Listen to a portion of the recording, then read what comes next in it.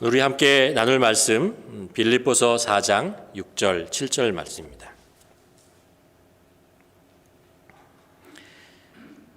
빌립보서 4장 6절 7절 말씀, 우리 두 절인데 우리 한 목소리로 함께 두 절 같이 봉독하도록 하겠습니다. 주 안에서 항상 기뻐하라. 여기 아니군요. 6절이구나. 다시 하겠습니다. 6절입니다. 아무것도 염려하지 말고 다만 모든 일에 기도와 간구로 너희 구할 것을 감사함으로 하나님께 아뢰라. 그리하면 모든 지각에 뛰어난 하나님의 평강이 그리스도 예수 안에서 너희 마음과 생각을 지키시리라. 아멘. 여러분, 지난 금요일이 구정이었습니다. 그렇죠? 우리는 해외에 나와 살기 때문에 구정에 대한 어떤 딱 이렇게 피부에 와닿지 않지만 또 우리가 새로운 또 명절이잖아요. 우리 옆에 있는 분들하고 한번 구정 인사할까요? 이 소예요. 소띠잖아요, 이분이. 소띠가 되면 제가 이렇게 감회가 좀 새롭습니다. 왜냐하면 제가 범띠거든요. 그래서 약간 그렇지만 여러분 주위에 있는 분들에게 다시 한번 또 인사해 볼까요? 새해 복 많이 받으십시오. 하나님의 평강과 사랑이 가정에 함께하기를 바랍니다. 우리 온라인으로 드리는 가정에도 함께 주님의 은혜가 함께하기를 바랍니다. 오늘 말씀을 우리가 이제 빌립보서 4장 말씀인데 여기 보면 이런 말씀이 나오잖아요. 그러므로 모든 지각에 뛰어나신 하나님의 평강이 그리스도 예수 안에서 여러분의 마음과 생각을 지키시리라 라는 그런 말씀을 사도 바울이 전하고 있습니다. 바라기는 우리 하누리 교회 가정 공동체 내에 이런 하나님의 평강이 함께하기를 주님의 이름으로 간절히 축원합니다. 바울은 빌립보 4장을 시작하면서 1절에서 이제 이런 말씀을 해요. 그러므로 나의 사랑하고 사모하는 형제들, 나의 기쁨이요 면류가 아닌 사랑하는 자들아, 이와 같이 주 안에 서라, 굳게 서라 라는 말씀을 하면서 이제 그 이야기들을 이제 이어갑니다. 우리가 어떻게 우리가 살고 있는 이 모든 상황 속에서 흔들리지 않고 걱정과 근심 속에 휩싸이지 않으면서 어떻게 우리가 이렇게 굳건하게 살 수 있겠습니까? 우리가 그렇게 살 수 있는 것은 한 가지이죠. 하나님께서 하나님의 평강을 우리에게 부어주시기 때문에 그렇습니다. 하나님의 평강이 우리에게 임하기 때문에 그 폭풍 속에서도 우리가 평강을 누릴 수 있는 것입니다. 여러분 믿으십니까? 시편 37편에 보면 다윗이 이렇게 고백하는 것을 볼 수 있습니다. 여호와 앞에 잠잠하고 참고 기다리라 라는 얘기입니다. 우리가 알지만 그 다윗의 인생이라는 게 굉장히 쉽지 않은 인생을 살았습니다. 폭풍성과 같은 그런 정말 힘들고 어려운, 정말 어떻게 말하면 다이나믹한 그런 인생을 살았는데, 그거 어떻게 이 하나님의 평강을 그가 누릴 수 있었는가 하면은 이 시를 통해서 우리가 알 수 있어요. 그가 기회를 있을 때마다, 때가 될 때마다 하나님 앞에 나아가서 잠잠하게 하나님의 음성을 들으며 기다린 거죠. 그때 하나님께서 그 다윗에게 임하는 평강, 평화, 기쁨 이런 것을 누릴 수 있었다는 것은 우리가 압니다. 그래서 빌립보서 이제 오늘 읽을 본문 4장 6절에 보면 이렇게 얘기하죠. 아무것도 염려하지 말고 다만 모든 일에 기도와 간구로, 무슨 말입니까? 주님 앞에 나아가, 잠잠히 나가 너희 구할 것을 감사함으로 하나님께 아뢰라. 그럴 때 하나님께서 우리에게 평강을 주신다. 이 말씀의 핵심은 이건 것 같아요.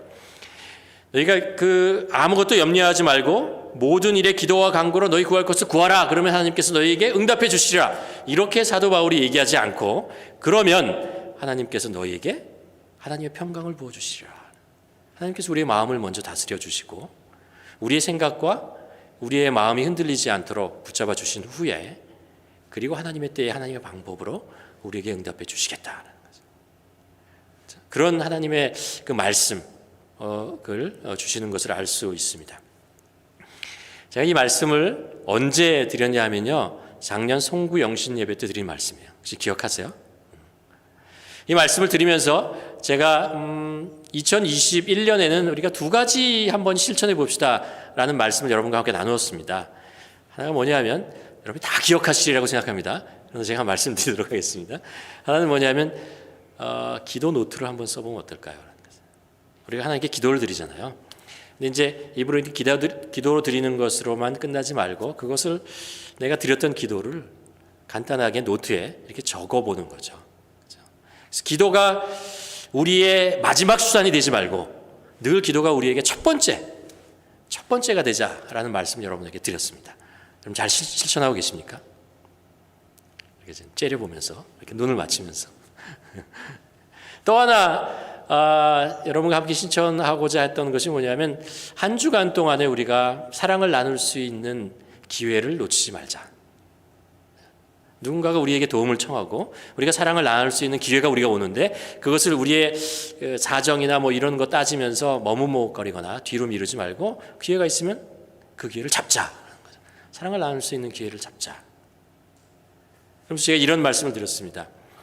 그 다니엘 세일의 기도회 때 우리가 들었던 말씀인데 우리는 이 세상에 사랑받기 위해서 태어난 사람이고 우리가 이 세상에 사는 이유는 사랑하기 위해서 그 사랑을 전하기 위해서 실천하기 위해서 이 세상에 살아간다라는 말씀잖아요. 여러분 기억하십니까? 생일의 기도 그런 말씀을 여러분께 나눴습니다. 우리가 사랑은 받을 때 기쁘지만 우리가 나눌 때 훨씬 더 기쁘다는 걸 압니다. 그러니까 여러분 2021년에는 계속해서 사랑을 나눌 수 있는 기회가 왔을 때 놓치지 말고 꼭 잡으시기를 바랍니다. 우리가 이렇게 기도하며 사랑을 이렇게 나누면서 살 때 내가 속한 공동체, 나와 함께하는 그 공동체 있잖아요. 그 공동체 어떻게 변하는지, 어떤 기쁨과 은혜가 있는지를 여러분 한번 경험해보는 그런 시간이었으면 좋겠습니다. 2021년에 시작하면서 제가 이제 6번에 걸쳐서 여러분 기억하시겠지만 설교인지 시리즈로 쭉 했어요. 그렇죠? 그 에베소서 5장 11절, 15절부터 21절까지 말씀을 가지고 나눴잖아요. 믿음 안에서 우리가 지혜로운 자가 됩시다 라는 그런 말씀을 나눴습니다. 예수님께서 그런 말씀을 하시잖아요. 이렇게 그 씨가 떨어진다. 말씀의 씨앗이 이렇게 밭에 떨어지면 밭의 상태에 따라서 그 씨앗이 자라기도 하고 죽기도 하는 것을 예수님께서 말씀해 주셨어요. 그 말씀의 씨앗이 이제 우리들에게 이렇게 떨어지는 거죠. 우리가 매주 말씀을 들을 때마다 씨앗이 떨어지는 건데 이게 떨어지는 게 이제 옥토에 떨어져서 뿌리를 내리고 그리고 열매를 맺는 그런 말씀이 되어야 한다라는 것을 예수님께서 우리에게 말씀해 주신 것을 알 수 있습니다. 근데 이제 나이가 들면서 세월이 지나면서 우리 기억력이 감퇴돼요. 그렇죠? 자연스러운 현상입니다. 만약 우리가 세상에 사는 동안 있었던 모든 사건들과 모든 이야기들 다 기억하고 산다면 그건 재앙이에요. 우리가 뭐 산다는 것이 좋은 일, 기쁜 일도 있지만 그렇지 않은 일들 많잖아요. 그걸 만일 우리가 가슴속에 계속 품고 살아간다면 얼마나 힘들고 어려웠겠어요. 그러니까 망각이라고 하는 것은 하나님께서 우리에게 주신 큰 선물이라는 것을 우리가 알 수 있습니다. 근데 이제 문제는 뭐냐 하면 우리가 꼭 기억해야 되는 것, 우리가 잊지 말아야 되는 것, 그것까지 이제 가끔 잊어버린다는 게 이제 우리들에게 문제가죠. 그래서 우리가 필요한 것들을 우리가 기억하고 마음속에 새겼으면 좋겠다라는 거죠. 인간의 그 뇌를 연구하는 과학자들의 얘기에 의하면 그렇다고 그래요. 우리가 나이 들면서 기억력이 떨어지지 않는다고 합니다. 거의 떨어지지 않는데 뭐가 문제냐면 기억된 거를 끄집어내는 능력이 좀 떨어진다고 합니다. 그래서 어딘가에 들어가 있는데 그게 이렇게 여러분들 경험하시죠? 하려고 하는데 그 단어가 생각이 안 나는 거예요. 분명히 내 머릿속에 있는데 그게 이렇게 밖으로 끄집어내지 않는 거죠. 그래서 이제 어려움이 있는데 그래서 기억력을 높이고 그리고 기억되는 것을 이렇게 끄집어내는 그런 능력을 우리가 계속 유지하기 위해서 두 가지를 해야 한다고 얘기합니다. 하나는 반복입니다. 반복하는 거고. 자? 보통 사람의 경우 이렇게 한 이야기를 들으면 19분 후에 58%를 잊어버린다고 그래요. 에이 무슨 소리야, 나는 5분이면 다 잊어버리던데 뭐 이럴 수도 있지만 보통 경우에 이제 그러고 일주일이 지나면 한 5% 기억나요. 제가 지난주에 제가 드렸던 설교 제목이 뭡니까? 압니까? 물어보면 이 통계가 맞다면요 100명 중에 5명만 기억한다는 뜻이 되는데 절망입니다. 저한테는. 여러분 기억하시리라고 생각하는데 반복이 중요하다는 거죠. 그래서 여러분 아실지 모르겠지만 아시는 분은 아시겠지만 제가 이제 설교를 하고 나면 월요일 날 오상학 목사님이 그 설교를 가지고 우리 묵상 유튜브에 있는 묵상 그에 다시 한번 그것으로 말씀을 전합니다. 그걸 정리하고 그리고 더 깊이 들어가서 말씀을 전해요. 우리가 좀 더 기억하자라는 거죠. 또 하나 이제 기억하는 방법이 뭐냐면요, 그 말씀을 내가 듣는 것으로 끝나지 않고 누구에게 전달하는 거예요. 가르치거나 전달하거나 실천하는 거죠. 그럴 때 그것이 잊혀지지 않고 훨씬 더 우리 안에 내 것이 된다 그러잖아요. 내 것이 되는 것을 기억하게 경험하게 됩니다. 제가 왜 이 말씀을 드리냐면요, 오늘 제가 그동안 6번에 했던 말씀을 정리하려고요. 정리하는데 그래서 이제 우리 마음속에 이제 씨가 이제 퉁 튕겨 나가지 않고 우리 마음속에 깊이 좀 뿌리를 내리고 열매를 맺고 싶어서 그렇잖아요. 근데 이제 여러분 제가 하나 가정을 여러분에게 드립니다. 이렇게 한번 생각해 보시길 바랍니다. 제가 6번에 했던 것을 반복해서 여러분에게 말씀드리는 것을 들으려고 하지 마시고요. 들으려고 하지 마시고 여러분이 이것을 누구에게 전달한다고 생각해 보십시오. 누구에게 이 내용들을 가르쳐야 된다고 한번 생각해 보시기 바랍니다. 예를 들면 여러분이 아끼는 후배가 있어요. 후배, 사랑하는 후배가 있는데 후배가 나한테 와서 질문을 하는 거예요. 선배님, 믿음을 가지고 인생을 좀 지혜롭게 사는 방법을 알고 싶은데 선배님의 지혜를, 믿음 속에 얻었던 그 지혜를 저에게 좀 설명해 주십시오. 가르쳐 주십시오. 혹은 여러분이 사랑하는 자녀가 컸어요. 그러면서 이제 엄마나 아빠한테 정말 와서 기특하잖아요. 큰 다음에 와가지고 엄마, 아빠, 내가 믿음의 가정에서 자랐는데 정말 믿음을 지키고 지혜롭게 이 세상에 사는 방법이 뭡니까? 엄마, 아버지의 좀 이렇게 경험담에서 나오는 그런 이야기를 좀 듣고 싶습니다. 라고 얘기한다면 여러분 뭐라고 말씀하시겠습니까? 그때 여러분 주저하지 마시고요. 주저 마시고 에베소서 5장 15절에서 21절을 탁 피십시오. 탁 피십시오. 그리고 그래? 자녀에게 말해. 후배 내가 얘기해 줄게. 그러면서 탁 피고 멋있잖아요.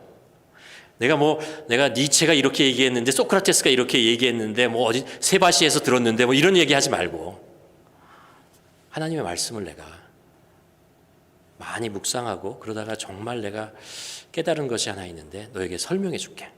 그러면서 성경을 탁 피는 거죠. 그 자녀가 얼마나 감동받겠어요. 이야, 대단하다. 우리 선배님은 역시 달라.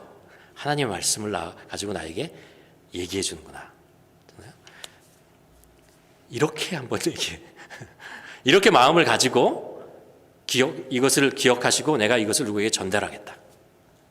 여러분 이 에베소서 5장 15절에서 21절을 읽으면 읽을수록요 그 안에 정말 인생의 믿음으로 어떻게 살아야 하는가에 대한 아주 깊은 뜻이 있습니다. 이게 하나님의 뜻이에요. 하나님의 말씀을 하는 거잖아요. 이 말씀을 다시 한번 이렇게 곱씹으면서 반추하면서 한번 이것을 내 것으로 내 언어로 바꿔서 여러분의 언어로 바꿔서 잖아요. 여러분의 경험과 여러분의 지혜와 여러분의 생각들을 더욱더 깊이 만들어서 나중에 누군가가 여러분에게 물어볼 그 사람들을 위해서 여러분 한번 잘 듣고 자꾸 여러분 것으로 만들어 보시길 바랍니다. 준비되셨습니까? 준비되셨습니까? 하도 많이 해서 여러분이 다 기억하리라고 생각하지만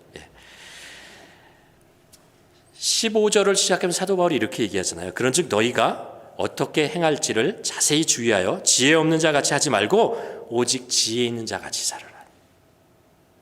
지혜 있는 자 같이 믿음의 지혜를 더하라라는 거죠. 그렇죠? 지혜를 갖되 믿음의 지혜를 가지라라는 이야기를 합니다. 첫 번째 얘기하고 싶은 게 이거예요. 16절에 보면 16절 말씀을 함께 같이 읽어보도록 하겠습니다. 시작. 세월을 아끼라 때가 악하니라. 작은 물방울이 하나하나 모이면 강이 되잖아요. 강줄기가 모이면 바다로 가서 바다를 이루는 것을 알 수 있습니다. 한순간에 시간들이 모이면 하루가 되는 것이고 하루하루 모이면 1년이 되고 1년, 2년 모이면 그것이 우리의 인생이 됩니다. 그렇죠? 우리가 오늘을 어떻게 살아가는가, 오늘을 살아가는 나의 태도와 살아가는 방법, 이것이 쌓이면 결국 내가 누구이냐라는 것이 결정되는 것입니다. 우리들의 자녀들은, 우리에 있는 사람들은 오늘 내가 어떻게 살아가고 있느냐를 보고서 저분은 어떤 분이구나라는 것을 평가하게 되는 거예요. 그렇죠? 세월이라는 것은 그런 것이죠. 시간이라는 것은 그런 것입니다. 그러니까 시간을 낭비하지 말아야 한다. 아주 중요한 것입니다. 우리에게 주어진 시간은 우리가 생각하는 것보다 훨씬 더 소중한 것입니다. 왜냐고요? 우리의 시간은 예수 그리스도께서 십자가에 못 박혀 죽으시고 당신의 생명과 바꾼 거예요. 우리의 오늘 하루는 예수님의 하루와 바꾼 거예요. 그러니까 이게 굉장히 소중한 시간이라는 것이죠. 믿고 나서의 시간은 그냥 이 세상에서 없어져가는 허무한 시간이 아니라 하나님께서 우리에게 주신 귀한 선물이에요. 우리는 다 선물을 받은 사람이라는 것입니다. 그러니까 내 시간은 내 소유물이라고 생각하지 말라는 거죠. 이 인생은 내 거다, 내 소유물이다 이렇게 생각하지 말고 하나님께서 잘 관리하려고 우리에게 주신 보물, 우리가 이 세상에 살면서 가장 소중하게 여겨야 할 보물, 그것이 시간, 세월입니다. 그리고 이 인생을 통해서 하나님이 원하시는 귀한 열매를 맺어가는 것, 그게 바로 인생이죠. 여러분, 여기서 여러분이 사랑하는 후배와 여러분이 사랑하는 자녀들에게 여러분의 이야기를 들려주십시오.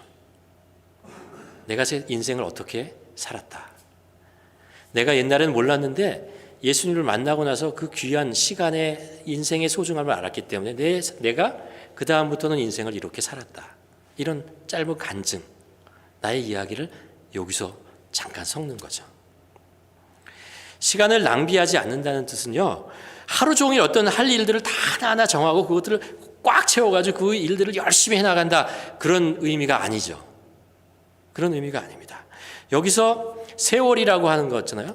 여기서 제가 여러분에게 가르쳐 주신 드린 원어의 표현을 좀 사용하시길 바랍니다. 여기서 이 세월이라고 하는 것은 기계적으로 1분, 1분, 1시간, 2시간 들어가는 그 시간을 얘기하는 것이 아니고, 그런 시간이 아니고 어떤 중요한 사건, 어떤 중요한 기회, 하나님을 만나는 기회, 하나님을 경험하는 그 기회, 이런 거죠. 카이로스, 그것을 의미하는 것이다 라는 것입니다. 그래서 우리의 인생을 이 시간이라고 우리의 기계적인 시간 속에 그냥 살아가는 것이 아니고 그 속에 임하는 어떤 소중한 것, 귀한 것, 그런 기회를 잡는 거예요. 그것을 놓치지 않는 것이고 그 가치 있는 것에 나의 삶을 드리는 것, 그렇게 살라라는 거죠. 여러분은 여러분의 인생에, 여러분의 하루의 시간 동안에 무엇이 그렇게 가치 있는 시간이고 소중한 시간입니까? 빼놓을 수 없는. 저는 신앙생활을 하면서 살아보면서 저에게 소중한 시간이 뭐냐면 주님과 교제하는 시간입니다. 저는 긴 시간을 얘기하고 싶지 않아요. 많이 오랫동안 하루에 2시간, 3시간 주님과 교제하라, 이런 이야기가 아니고 내 시간에 가장 소중하다고 생각할 때, 예를 들면 저는 일어났을 때입니다. 바로 일어났을 때입니다. 그 시간에. 아니면 내가 가장 이렇게 소중하다고 생각하는 그 시간에 주님과 단 5분, 단 10분만이라도 내가 주님과 대면한다고 생각하고 주님과 대화하고 주님의 말씀을 듣고 주님의 인도하심을 구하는 기도를 드리고 이러는 거죠. 세월, 하나님을 만나는 그 시간을 가장 소중하게 여기는 것, 그것이 중요하다고 생각을 합니다. 또 하나, 세월을 아끼라는 이 아끼라는 단어가 이렇게 쓰지 말고 이런 의미가 아니고 구속하라는 의미라고 그랬잖아요. redeem 영어라고 그랬잖아요. 그러니까 무슨 말이냐면 우리의 시간이 세상 속에 빠져 있어요. 빼앗겨 있는 그 시간을요. 그 시간을 이렇게 구원해내서 가치 있고 보람 있는 일로 쓰라라는 의미를 가지고 있다고 사도 바울이 그렇게. 왜냐하면 우리가 이 세상에 살아가면서 우리의 시간을 자꾸 빼앗기잖아요. 바쁜 일, 분주한 일, 아니면 우리의 눈과 귀를 즐겁게 하는 일에 자꾸 이렇게 시간을 빼앗기잖아요. 한 주를 지나가 보면은 내가 뭐하고 지냈지? 가만 뒤돌아보면 내가 이 시간을 왜 그렇게 보냈지? 이런 아까운 시간들 있잖아요. 아깝게 보낸 시간, 허무하게 보낸 시간, 이런 시간들을 자꾸 되새기면서 그것을 시간을 구출해서 좀 더 가치 있는 일에 그것을 하는 시간으로 조금만이라도 넣으며 살아가는 것. 그것이 세월을 아끼는 것이다. 그럴 때 우리의 인생이 훨씬 더 풍성해지고 보람되고 가치 있게 살아간다는 것이죠. 그리고 나서 17절로 가십시오. 17절 말씀 우리가 또 같이 읽도록 하겠습니다. 시작. 그러므로 어리석은 자가 되지 말고 오직 주의 뜻이 무엇인가 기뻐하라, 이해하라 라는 거죠. 열심히 바쁘게 사는 것이 꼭 지혜로운 것은 아닌 것 같습니다. 아니면 여유 있게 한가하게 지내는 것도 그렇게 현명한 것은 아닌 것 같아요. 사도 바울이 얘기하고 싶은 것은 주님의 뜻이 무엇인지를 알고 그 주님의 뜻을 따라서 살라라는 거죠. 그 주님의 뜻에 우리의 시간을, 그 값진 시간을 사용하면서 살아가라고 얘기를 합니다. 여기서 여러분 다시 여러분의 삶을 그 사람에게, 그분에게 한번 간증해 보시길 바랍니다. 어떻게 살아왔는지를. 제 생각을 한번 해봤습니다. 제가 대학을 졸업하고 그때가 20대 중반도 안 되었던 그런 나이였도록 기억을 하는데요. 금성사라는 그런 그 회사에 들어갔습니다. 들어가서 사회 초년병이니까 정말 이런 말씀은 안 되는데요. 미친 놈처럼 일했습니다.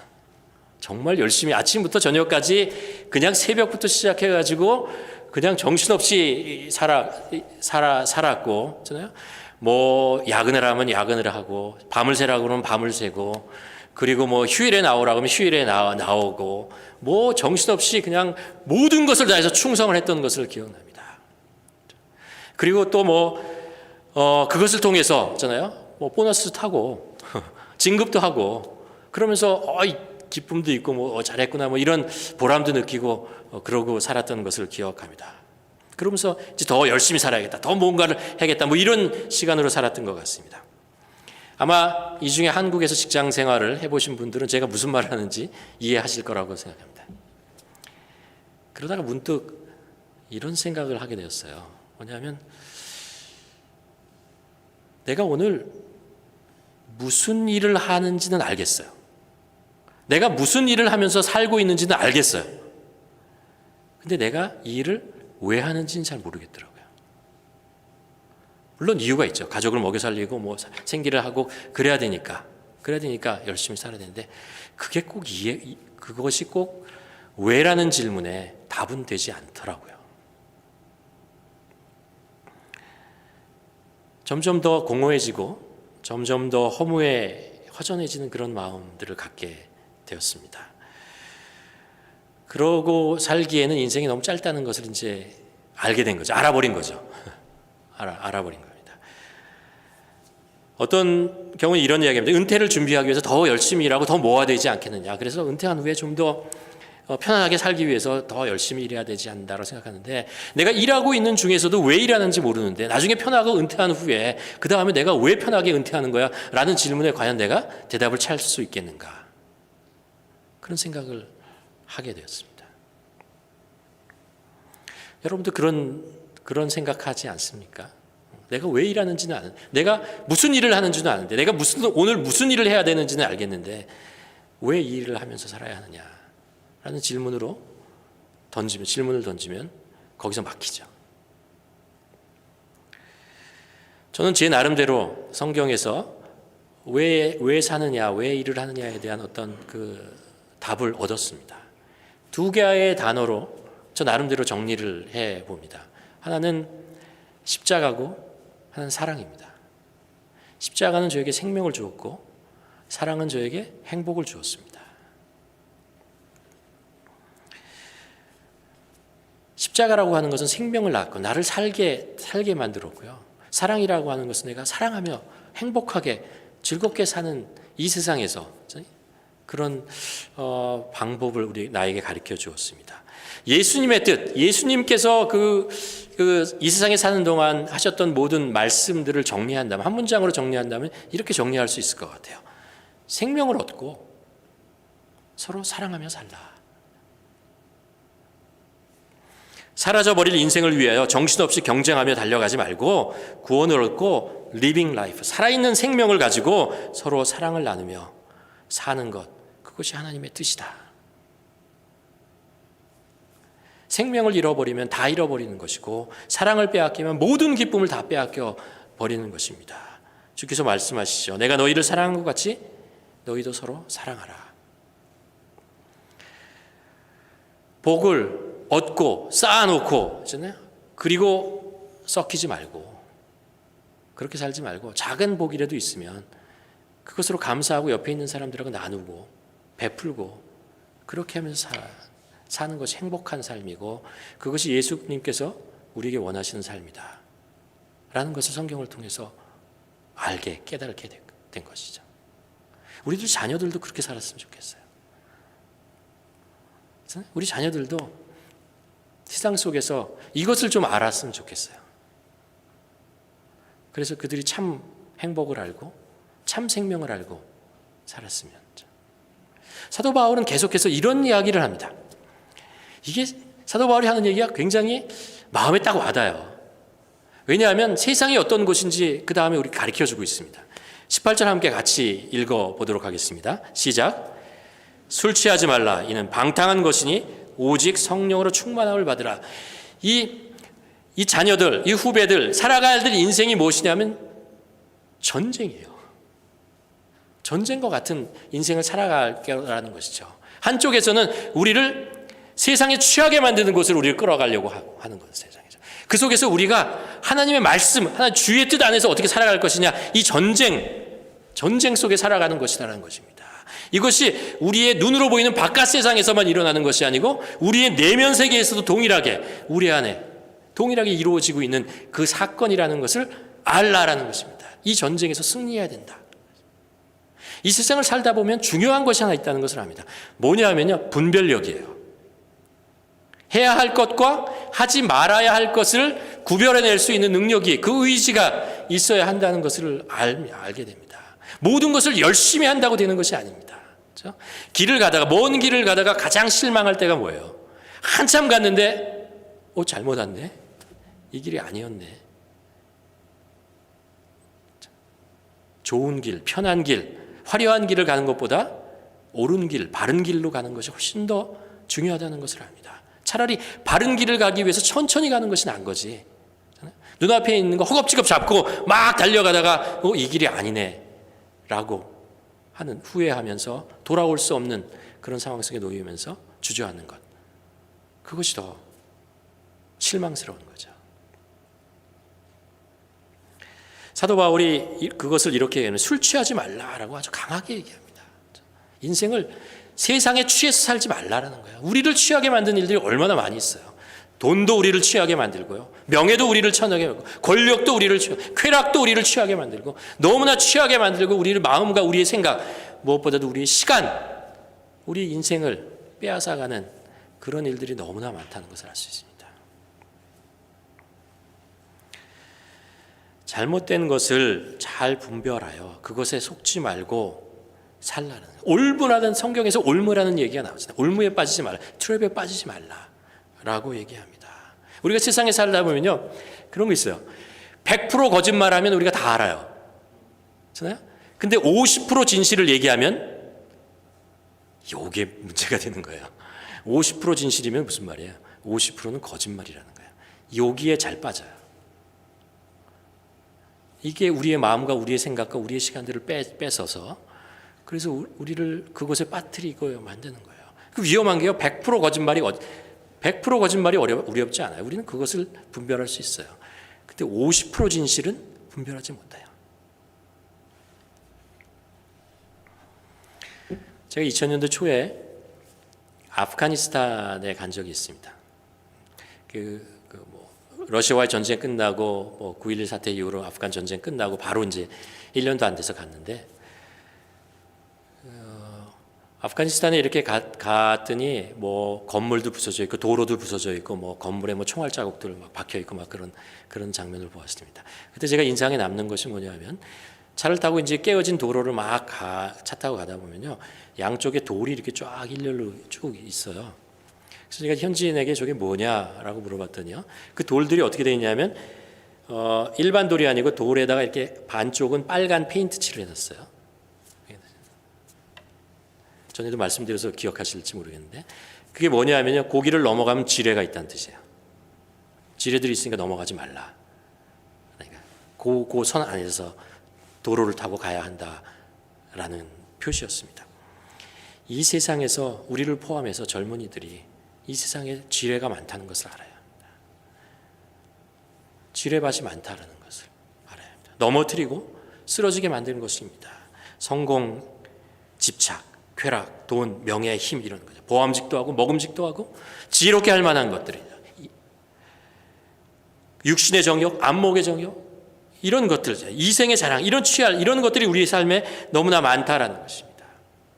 우리들에게, 자녀들에게 알려줘야 할 것, 그리고 우리도 분명히 알아야 될 것이 뭐냐면요, 이 세상이 전쟁터라는 거예요. 영적 전쟁이 일어나고 많은 것들을 우리가 유혹에 넘어지게 하는, 우리 인생을 허비하게 만드는, 하기 위해서 50% 진실을 가지고 우리를 유혹하는 것들이 많다는 것을 기억해야 합니다. 그걸 분별해내야 되죠. 이것에 취하지 않고 이겨내는 방법을 사도 바울은 뭐라고 얘기하냐면 성령에 취해 살라는 거예요. 성령의 지배를 받으라면, 성령 충만을 받아야 한다라는 것입니다. 우리의 시각을 세상으로만 향하지 말고 하나님 쪽, 예수 그리스도를 쳐다보는 지혜가 있어야 된다는 이야기입니다. 자꾸 예수 그리스도 쪽, 성령이라는 건 거룩한 영이라는 이야기죠. 우리는 예수 그리스도를 구주로 고백하는 순간 하나님께서 약속하셨습니다. 성령을 우리에게 보내주신다고 했어요. 우리 안에 성령이 있어요. 우리가 그분에게 계속 질문을 하고 그분에게 조언을 얻고 그분에게 나아가고 그분으로 하여금 우리의 삶을 주인이 되고 이끌어가고 지배하도록 자꾸 자리를 내어주는 그런 일들을 계속 해야 한다고 사도 바울은 얘기하는 것입니다. 성령 충만을, 성령으로 우리 삶을 살아가라라고 말씀하고 있는 것입니다. 성령 충만을 사모해야 됩니다. 여러분, 제가 성령에 대한 이야기를 하면서 성령 충만한 방법 3가지로 요약하면 이래요. No, yes, please 이렇게 얘기할 수 있는데, 뭐냐면 no라는 것은 죄에 대해서 no라고 얘기하는 거예요. 죄가 뭐야? 라고 하면 이렇게 생각하면 돼요. 예수님이 싫어하는 것, 좋아하지 않는 것, 원하지 않는 것은 노하라는 거예요. 우리 알잖아요. 예수님께서 좋아하지 않는 것, 예수님이 하지 않기를 원하셨던 것, 그것에 대해서는 우리가 노라고 대답할 수 있는 것입니다. 예스라고 대답할 수 있어요. 예수님이 좋아하는 것, 예수님이 원하시는 것은 예, 제가 하겠습니다. 따라가겠습니다. 라고 얘기하는 것입니다. Please라는 것은 뭐냐면 성령으로 나를 채워주시옵소서. 성령님 나를 인도하여 주시옵소서. 나를 이끌어 주시옵소서. 제가 듣겠습니다. 이것을 매일 고백하는 것입니다. 자기를 점검하고 고백해 나가는 것입니다. 성령 충만은요, 매직이 아니에요. 성령 충만은 예수님을 진심으로 사모하는 자들에게 나타나는 자연스러운 현상입니다. 자연스러운 현상입니다. 성령 충만을 어떻게 만드냐고요? 진심으로 예배 드리는 거예요. 예배를 사모하는 거예요. 어떤 환경 속에서도 하나님 앞에 내 삶의 중심을 드리려고 하는 거죠. 예배라는 게 뭐예요? 내 삶의 가장 소중한 분이 하나님이시라는 것을 고백하는 거잖아요. 내 중심을 세상이 아니라 하나님으로 내 삶의 중심을 잡겠다라는 거죠. 그러니까 예배를 드리는 거죠. 예배를 드리고 말씀을 읽고 묵상하고 말씀에 순종하고 살고 기도하는 것입니다. 다른 거 없어요. 매직이 아니에요. 예배드리고 말씀 매일 보고 그리고 기도하며 하루하루 살아갈 때 성령님께서 우리의 삶을 지배, 인도하시고 이끌어 가신다. 마지막으로 사도 바울은 이렇게 얘기를 합니다. 19절 20절 말씀 2절인데요. 우리 함께 읽도록 하겠습니다. 시작.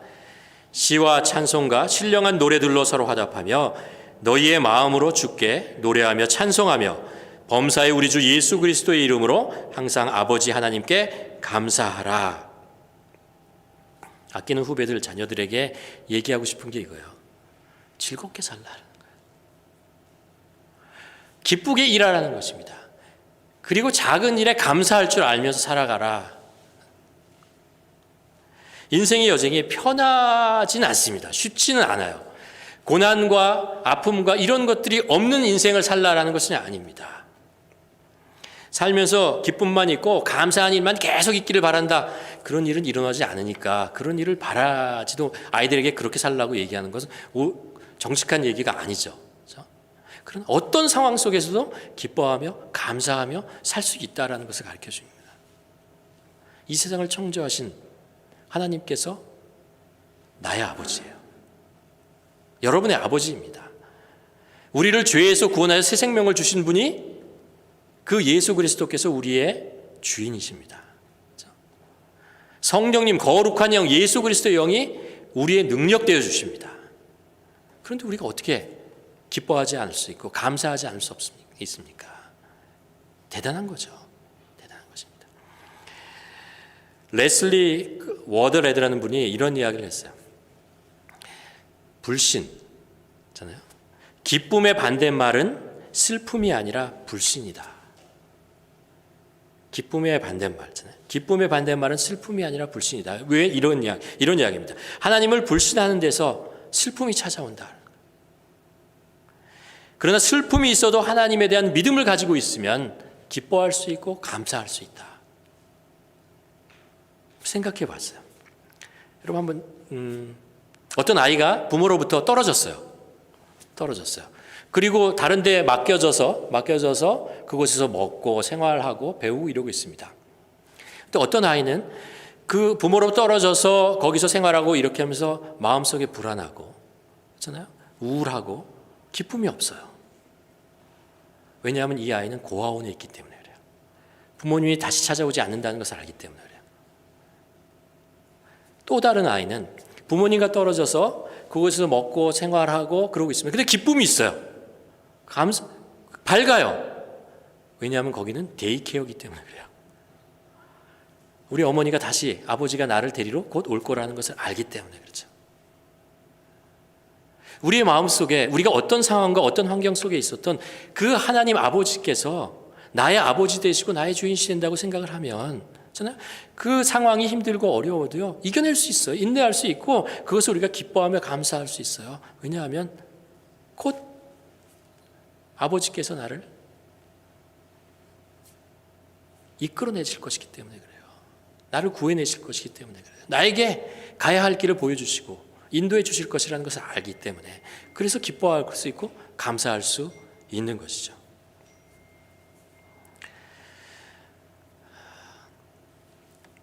예수님의 공생애를 보면, 살아가시는 모습을 보면 예수님은 굉장히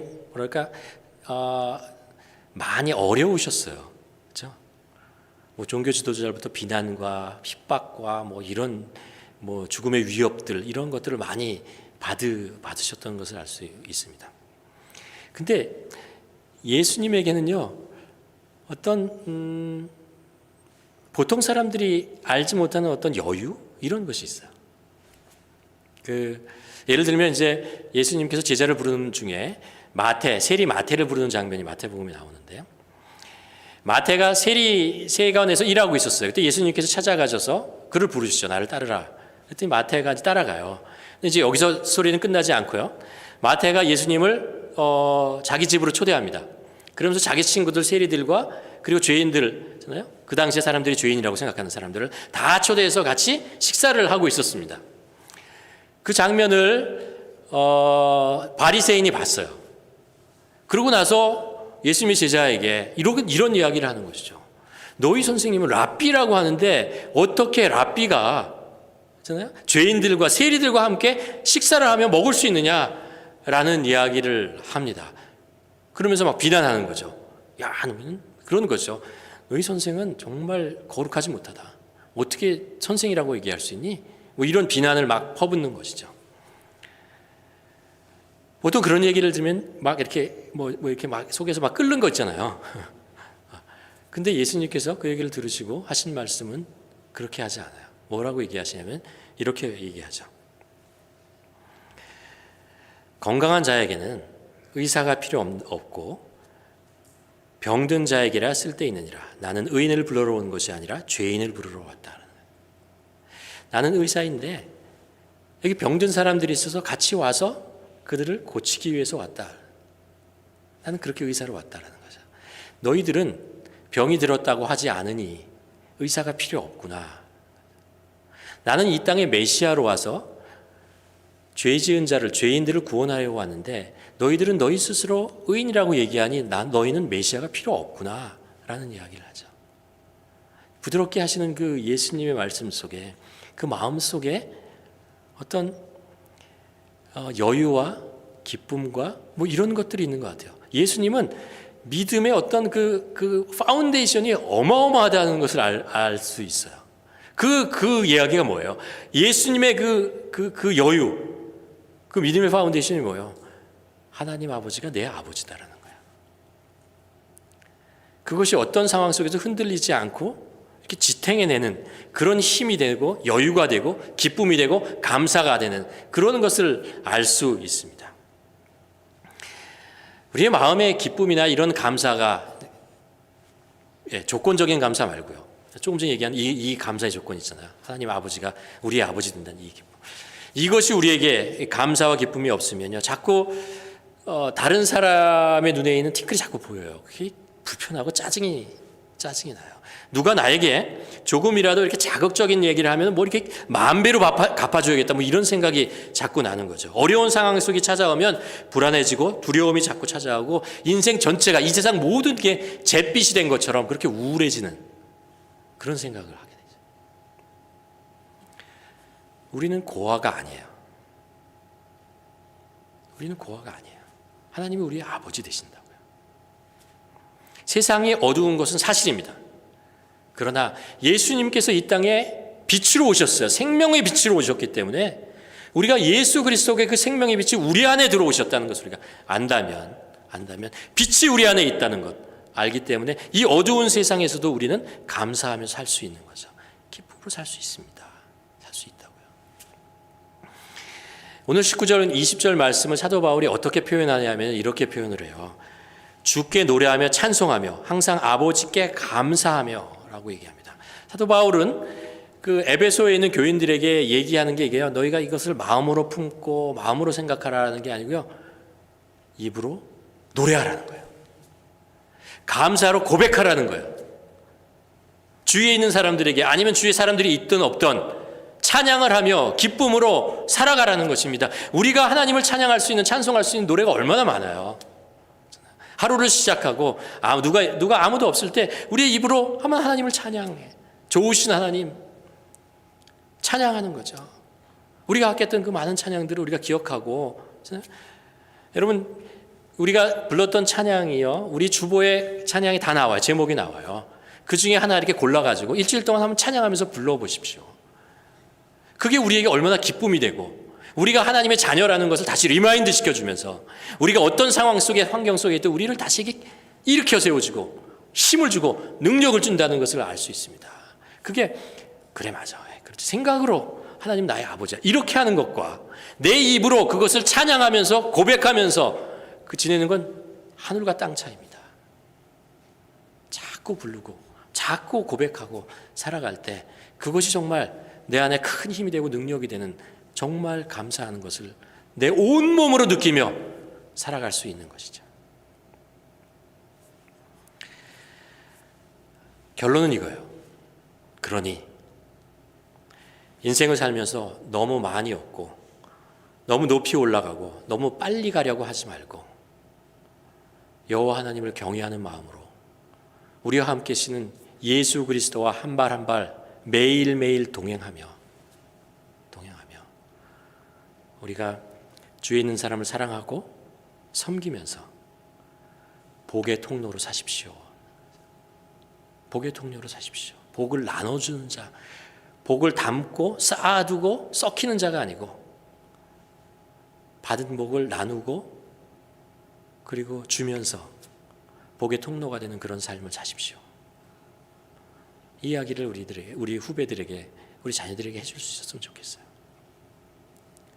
마지막 한마디입니다. 우리 자녀들에게, 우리 후배들에게 이 얘기를 해주려면 우리가 그렇게 살아야 합니다. 우리가 살고 경험해 봐야 이 이야기를 자녀들에게 살아있는 말로 해주지 않겠습니까? 바라기는 우리가 이 말씀, 지혜로운 삶, 믿음의 삶을 하나님이 사도 바울을 통해서 말씀하신 이 삶, 우리가 지혜롭게 살아가면서 이것을 우리의 삶으로만 끝나지 않고 우리 주위에 있는 우리의 자녀들, 우리의 후배들에게 전하며 살아가는 그곳이 천국이에요. 천국을 누리며 전하는 우리 모두가 되기를 주님의 이름으로 간절히 축원합니다. 기도하시겠습니다. 이 시간에 우리 한번 기도했으면 좋겠습니다. 오늘 우리가 이 말씀을 통해서 다시 한번 들은 이 말씀이 나의 귀와 나의 머릿속에 머물지 않도록 하여 주시옵시고, 그래서 19분 후에 58%를 잊어버리고 한 주 후에 5%만 남기는 그렇게 하지 말도록 하시고, 주님 이 말씀을 정말 내 주위에 사랑하는 사람에게 전할 수 있는 저 될 수 있도록 도와주시옵소서. 전하기 위해서 이 말씀이 내 안에 담겨지고 내 심령 속에 그리고 내 삶 속에 실천되어져서 정말 이 말씀을 내가 정말 사랑하는 후배와 내 사랑하는 자녀에게 살아있는 말씀으로 전할 수 있는 저 될 수 있도록 도와주시옵소서. 우리 한번 기도하며 나아가는 시간 갖기를 원합니다.